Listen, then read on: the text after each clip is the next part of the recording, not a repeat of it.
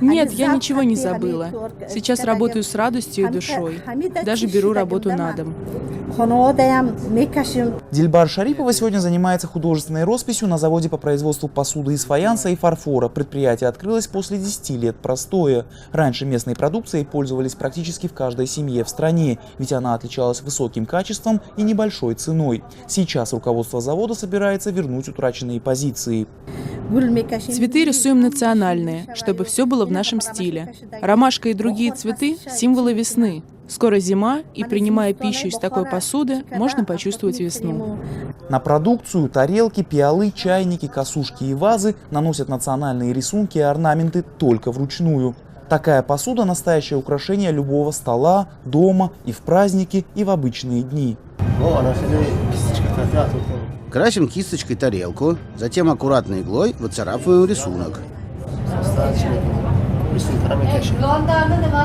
Методов нанесения орнамента много. Узоры пишут кистью, стальным пером и даже вырезают иглой. После обжига цвета приобретают насыщенность и объем.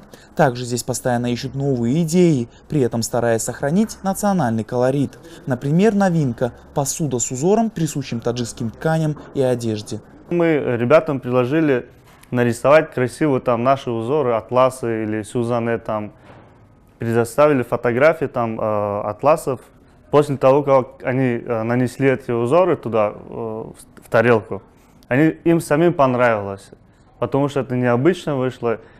Вручную не только раскрашивают посуду, практически все стадии производства выполняются лишь с незначительным использованием оборудования. Из-за этого от куска глины до готовой партии тарелок и чайников уходит не меньше недели.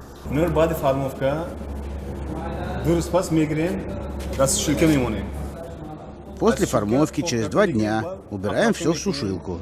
Из сушилки достаем и делаем оправку, то есть чистим края и полируем. Потом опять в сушилку, затем еще около 1,5 суток в печи держим при температуре 950 градусов.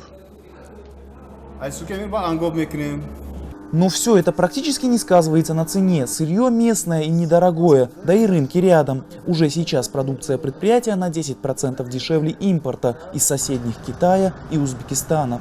Например, чайный сервиз всего за $5, а с увеличением объемов стоимость упадет еще ниже. В месяц сейчас 40 000 единиц продукции керамики и фарфора выпускаем. Спрос постепенно растет, и мы уже можем повысить производство до нескольких миллионов единиц в месяц.